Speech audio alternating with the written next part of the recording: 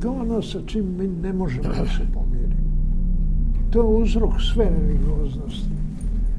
I to je u stvari veličanstvena tema umetnosti. To je tema smrti.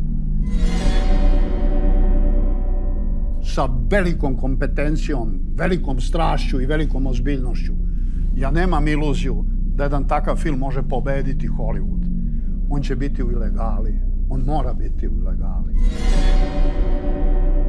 Niko nikoga ne pita koji si bere, iz kojeg si naroda, kojoj partiji pripadaš, nego sedimo ovde i suze nam se lede. I onda sad imam priliku da mu postavim pitanje.